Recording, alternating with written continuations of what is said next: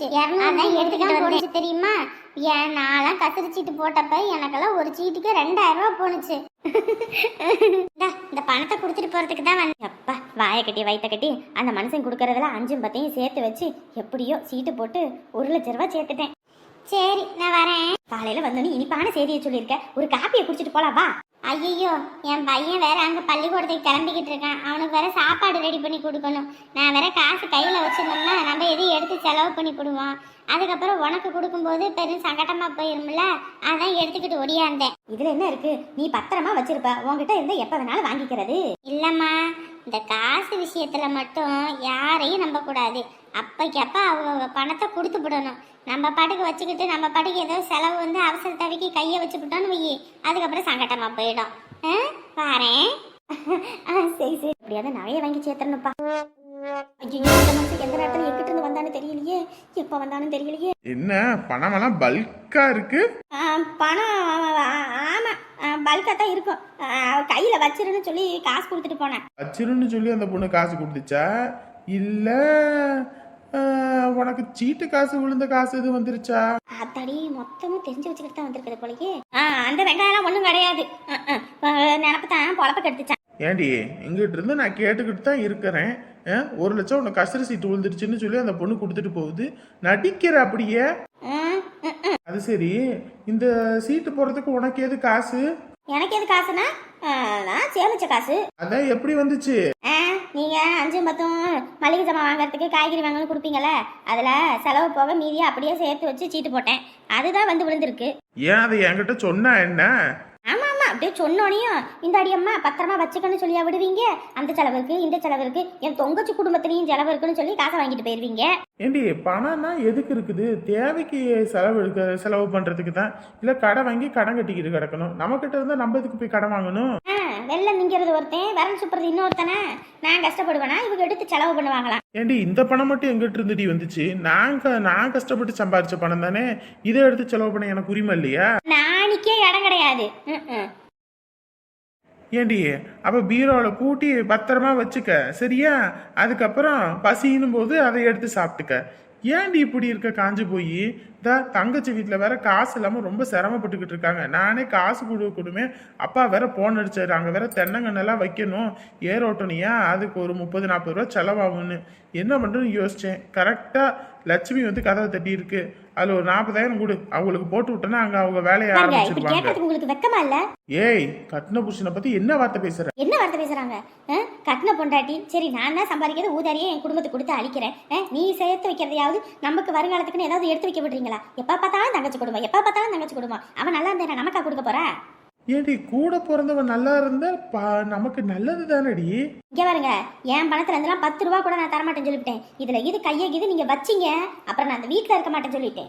விடு, நான் 5 10ன்னு சொல்லிட்டு எங்கிட்ட கடன் வாங்கிக்கிறேன். நீங்க கடன் வாங்க, இல்ல காடை கூட வாங்குங்க, இல்ல எதையோ வித்து கூட தள்ளுங்க, ஆனா நான் தரமாட்டேன் என் பணத்தை. பையன் வேற பசின்னு அழுதுகிட்டு இருக்கான். இவ்வளவு நேரமா உங்களுக்கு கொண்டு வரதுக்கு சொல்லுவ சின்ன பொண்ணு, சொல்லுவ. உனக்கு என்ன, வீட்டில் உக்காந்துக்கிட்டு அதை வாங்கிட்டு வா இதை வாங்கிட்டு வான்னு ஆர்டர் போடுறது ஈஸி. அங்கே கடையும் இல்லை ஒன்றும் இல்லை, அலைஞ்சு திரிஞ்சு போய் வாங்கிட்டு வரதுக்குள்ள நாக்கு தள்ளி போச்சு தெரியுமா? இதுலேயும் வேற வண்டி வேற பாதிலேயும் ரிப்பேர் ஆகி போச்சு. அதை அங்கிட்டு தள்ளி இழுத்துக்கிட்டு வந்து அங்கே செட்டில் விட்டுவிட்டு இப்போ நான் வர்றதுக்குள்ள எனக்கு போதும் நான். ஏன் என்னாச்சு? கடையில் டிஃபன் வாங்கிட்டு சரின்னு வண்டியை ஸ்டார்ட் பண்ணுறேன், ஸ்டார்ட்டே ஆகல. நானும் பாதி தூரம் தள்ளிக்கிட்டே வந்தேன், ஒன்றும் பண்ண முடியல. சரி, இதை வச்சுக்கிட்டு மல்லு கட்டினா நீ வேற பசின்னு கத்திட்டு இருப்பியன்னு சொல்லிட்டு தான் அப்புறம் வண்டி அங்கே விட்டுட்டு வர்றவங்கள்ட்ட அப்படியே லிஃப்ட் கேட்டு வந்தேன். பார்த்துக்கங்கடி அம்மா, வீட்டில் சமைக்கிறதுக்கு இவளுக்கெல்லாம் என்ன? நேற்று ராத்திரியும் கடையில் தான் வாங்கிட்டு வந்தேன், இப்பயும் கடையில் வாங்கிட்டு இப்படி கேஸ் இல்லைனோனையும் 3 நேரமும் இப்படி கடையில் வாங்கிட்டுன்னா என்னத்துக்கு ஆகுறது? ஐயா ஐயா ஐயா, அந்த காலத்துல நாங்களாம் எங்க கடை கண்ணியை பார்த்தோம், எந்த இடத்துல போய் வாங்கி தின்னோம்? வீட்டிலையே தான் 3 நேரமும் பொங்குவோம், இல்லையே அடுத்த வீட்டில் வாங்கி சாப்பிடுவோம். இவ என்னம்மா அதிசயமா பண்ணிக்கிட்டு இருக்கிறாவ? அடே என்னடா நடக்குது இங்க? சரிச்சா, மூக்கு வேர்த்து வந்துருமே. சாப்பாடு வாங்கிட்டு வந்தம்மா, சாப்பிடுங்க 3 பேரும். ஆத்தாடி அத்தா, நல்லா இருக்குது போ. ஏண்டா என்னடா வேலை பார்த்துக்கிட்டு இருக்க? ஏன் வீட்டில் இருந்து அடுப்படியில் சமைச்சா என்ன? கை கால் நல்லா தானே இருக்குது. ஐயோ அம்மா, அவ புள்ளையும் வச்சுக்கிட்டு அவளுக்கு கேஸ் அடுப்புல இப்பதான் சமைச்சு பழகி இருக்கா. இதுல வேற விறகு அடுப்புலன்னா அவளுக்கு ரொம்ப சிரமமா. அதுவும் புள்ளையும் அழுதுகிட்டு கிடக்குறான். இவனை பாப்பாளா இல்ல அடுப்பை பாப்பாளா? மழை வந்ததுக்கு அதுக்கும் விறகெல்லாம் நனைஞ்சு கிடக்குது. அதிசயமா புள்ள பெத்து 6 மாசம் ஆச்சா, எடுக்காம பிடிக்காம எழுகொண்டு போச்சான். இப்படி வேலைக்கு போறவனை போய் 3 நேரமும் அதை வாங்கிட்டு வா இதை வாங்கிட்டு வா அப்படின்னு சொல்லி இவனை வேலைக்கார மாதிரி அதை வாங்கிட்டு வா இதை வாங்கிட்டு வான்னு தின்னா, இதெல்லாம் ஒரு குடும்பத்து பொம்பளைக்கு அழகா? நானும் தாண்டா உன்னைய பெற்று வளர்த்தேன். இந்த மாதிரியா உங்க அப்பனை அதை வாங்கிட்டு வா இதை வாங்கிட்டு வான்னு சொன்னேன். உங்க அப்பங்கிட்ட எல்லாம் இதை அதை வாங்கிட்டு வான்னு சொன்னேன்னு வச்சுக்க, காதுலயே சட்டீர்னு ஒன்று வச்சு போடுவான். ஏடி உனக்கு என்ன கையும் காலி என்ன முடமா? உனக்கு என்ன வாங்கிட்டு வந்து செய்யின்னு சொல்லி எண்ணெயை போட்டு சாத்துன்னு சாத்தி போடுவான் தெரியுமா? உள்ளே 1 வயசு ஆகி போச்சு, இதுக்கப்புறம் என்ன வேலை வெட்டி பார்க்கறதுக்கு என்ன நோவுது? ரொம்ப தாண்டா இவளுக்கு இடம் கொடுத்து தள்ளிக்கிட்டு இருக்க. எங்கிட்டு போய் முடிய போகுதுன்னு தெரியல. இங்க பாருங்க, என்னாலலாம் அடுப்படியில் சமைக்க முடியாது. கேஸும் உங்களால் வாங்கிட்டு வந்து தர முடியாது. என்னால் இதுக்கு மேலெல்லாம் இங்கிட்டுலாம் இருக்க முடியாது. வேணும்னா சொல்லுங்க, இல்லையா எங்கள் அம்மா வீட்டுக்கு என்னை அனுப்புங்க, நான் போய்க்கிறேன்.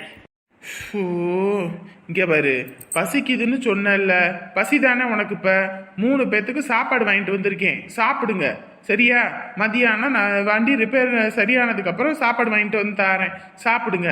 அவ்வளோதான். என்னால் இதுக்கு மேலே ஒன்றும் பண்ண முடியாது. தயவு செஞ்சு என்னை வேலைக்கு போகிற நேரத்தில் டென்ஷன் படுத்தாதீங்க. இப்போ கூட பொண்டாட்டி வீட்டில் சமன்னு சொல்றதுக்கு முடியல உனக்கு, அந்த அளவுக்கு பயம். என்னடா நீ எனக்கு பிள்ளையா பிறந்துட்டு இப்படி தொட்ட நடுங்கியா கிடக்குற? இங்கே பாருமா, சும்மா வாய்க்கு வந்தபடியெல்லாம் பேசிக்கிட்டு இருக்காத. உன் காலத்தெல்லாம் முடிஞ்சு போச்சு.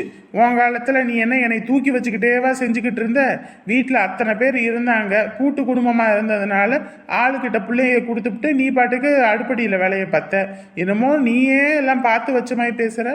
இந்த காலத்தில் நீ பிள்ளைய பார்த்துருந்தீங்கன்னா அவள் எதுக்கு இந்த வேலையை பார்க்குறா? சரி, அவளுக்கு தான் அடுப்படியில் சமைக்க தெரியாது, உனக்கு செய்ய தெரியும் தானே. அந்த காலத்தில் அப்படி சமைச்சேன் இப்படி சமைச்சேன்னு சொல்கிறல்ல, நீ வேணா அடுப்படியில் சமைக்கிறது. அவ சாவி கொடுக்கறா, இவன் ஆடுறான். இங்க பாருங்க, ஓ ஆண்டவனே, நீங்க சாப்பிட்டா சாப்பிடுங்க, சாப்பிடாட்டி போய் பட்னியா கடங்க. என்னால அவ்வளவுதான் முடியும். எது நான் ஆபீஸ்க்கு வர நடந்து போகணும். ஷோ ஆண்டவனே, இங்க சாப்பாடு அதிகமாவே இருக்கு, சாப்பிட்டுட்டு போங்க. நீங்களே தின்னு தொலைங்க. போதுமா உங்களுக்கு? இப்ப நிம்மதியா? கஷ்டப்பட்டு சாப்பாடு வாங்கிட்டு வந்த மனுஷனை சாப்பிட விடாம அனுப்பிட்டீங்க. காலையில எழுந்திரிச்சு பொம்பளை லட்சமா வீட்டுல அடுப்படி வச்சு சமைப்பிய, அதை விட்டுட்டு கடையில வாங்கி தின்னுட்டு அலையிற நீ என்னைய பேசுறிய?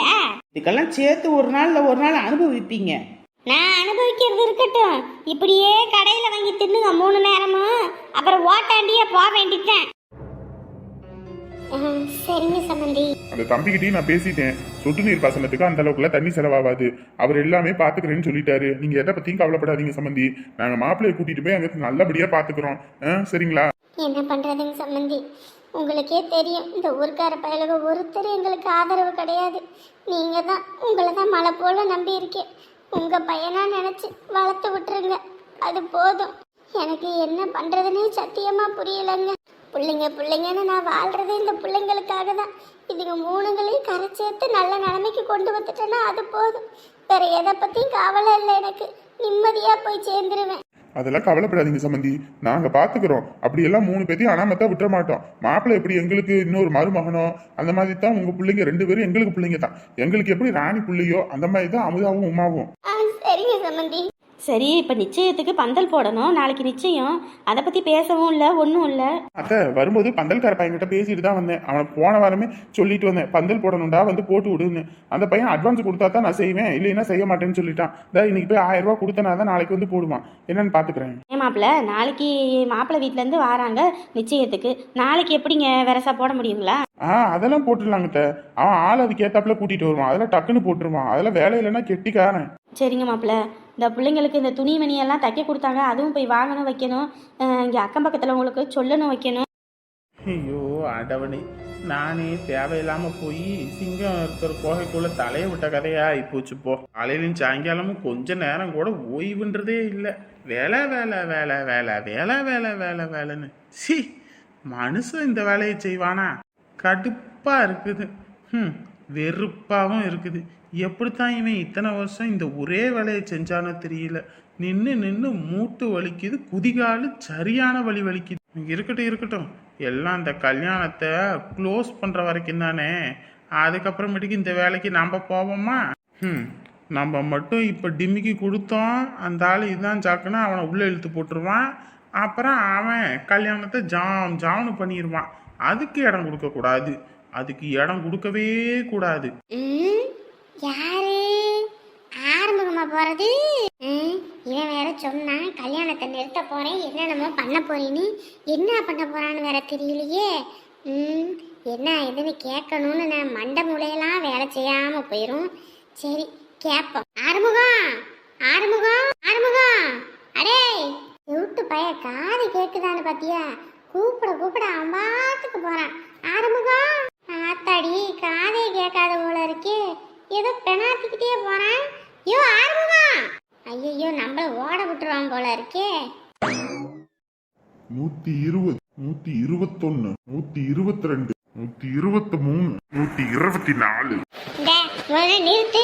அடியே, ஒரு கோர்வையா போய்கிட்டு இருக்கேல, சும்மா ஸ்பீடு பிரேக்கர் மாதிரி. ஸ்பீடு பிரேக்கர் கீடு பிரேக்கர்னு என் வாயில நல்லா வந்துடும். துணி துவைக்கிறாளே பொண்டாட்டி, ஒரு 4 குடம் அந்த கிணத்தடியிலேருந்து தண்ணி மொந்து கொடுத்தீங்கன்னா இந்த எக்ஸசைஸும் வேண்டாம், ஒரு வெங்காய சைஸும் வேண்டாம். எவரு இதெல்லாம் பண்ணாதான் உடம்பு ஏறும், நல்ல கல் மாதிரி இருக்கும். ஆமா, கண்ணு மதி கிண்ணு மதின்னு என் வாயில நல்லா வந்துடும் சொல்லிட்டேன். எப்ப பார்த்தாலும் இந்த 4 இதை தூக்கி வச்சுக்கிட்டு காலையில குழப்பத்தை வேலை பார்த்துக்கிட்டு இருக்க நீ. வீட்டுல ஒரு வேலை வெட்டி பாக்குறதுல எப்பயும் இந்த பையனை கூட பால்வாடிக்கு கூட்டிட்டு போய் விட்டுறது கிடையாது. எப்ப பாரு இதே ஒரு பொழப்பு தானே உனக்கு. ஏடி ஆனலகம் போட்டிடி, ஆனலகம் போட்டு. அது அழகா இருக்கவே போகணும், ஒன்னமா இருக்கிறவங்களா போகணும். வாய் எனக்கு என்னென்னமோ தான் வருது.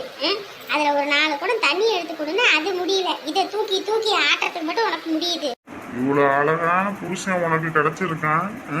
எனக்காக நீ என்ன வேணாலும் பண்ணலாம்டி, என்ன வேணாலும் பண்ணலாம். பேசாட்டுக்கு நான் கிணத்துல தான் விழுகணும். அழகு அழகு அழகு வெங்காயம்.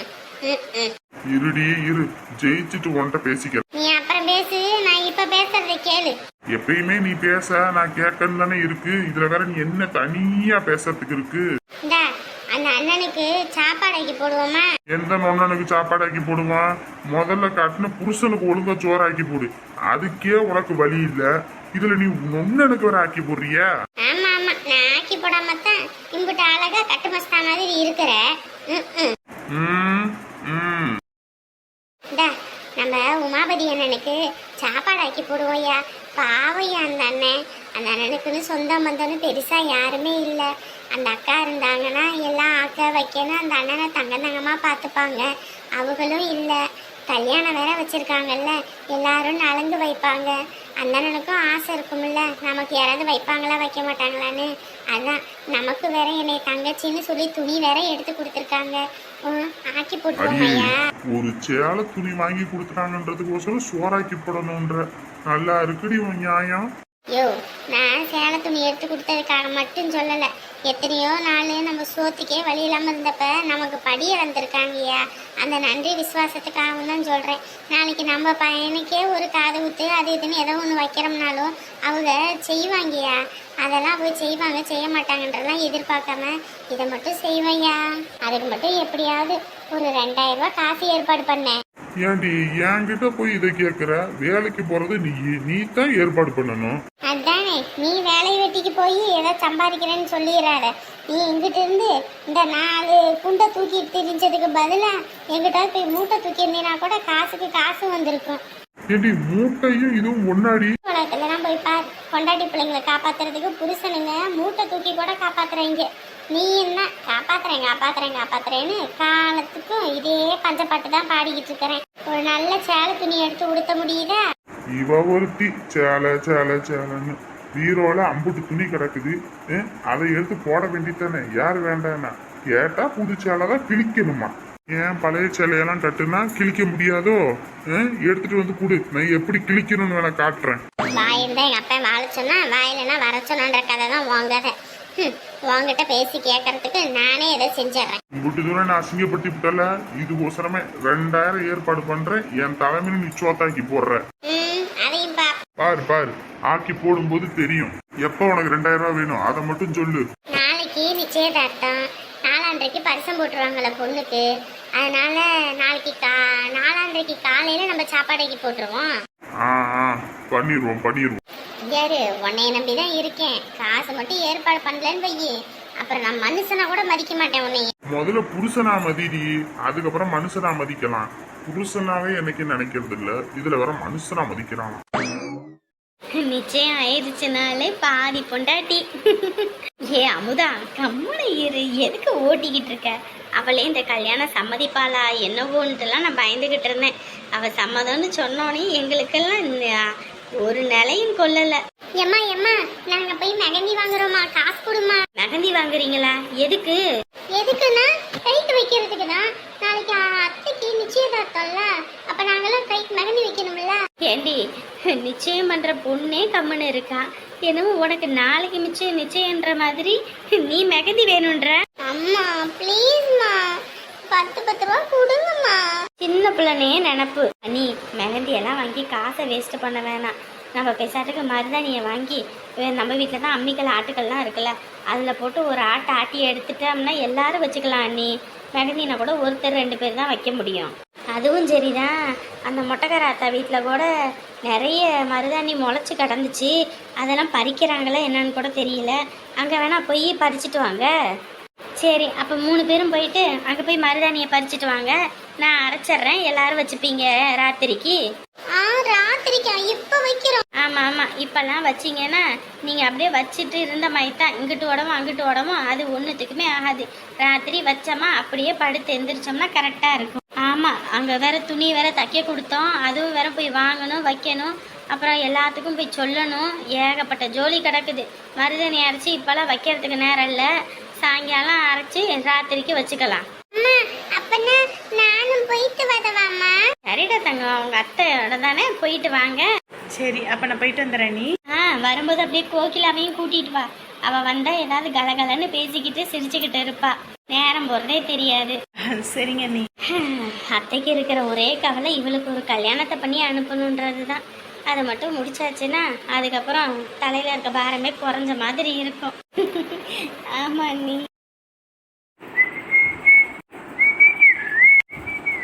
ஆறுமுகம், ஆறுமுகம். என்னக்கா இந்த பக்கம்? என்ன ஆறுமுகம், வெக்குன்னு ஓடி வரேன். ஆறுமுகம்னு கத்திக்கிட்டு காதுலயே வாங்காம போறேன். ஐயோ, நான் கவனிக்கவே இல்லையேக்கா.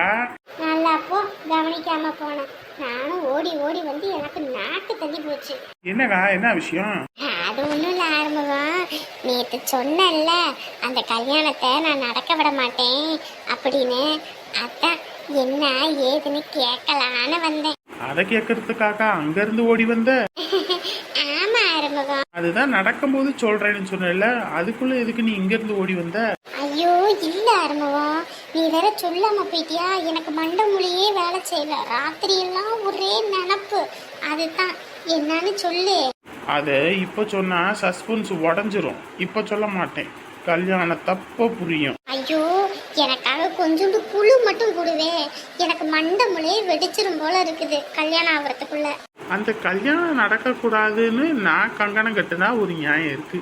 நீ எதுக்கு அந்த கல்யாணம் நடக்க கூடாதுன்னு நினைக்கிற? அது அது வந்து இல்ல ஆரம்பம், என்னன்னா உன்னை அடிச்சு போட்டாங்கல்ல என் தம்பி, நீ உன்னை அடிச்சு போட்டாங்கன்னு போது மனசு கேட்கல, அதான்.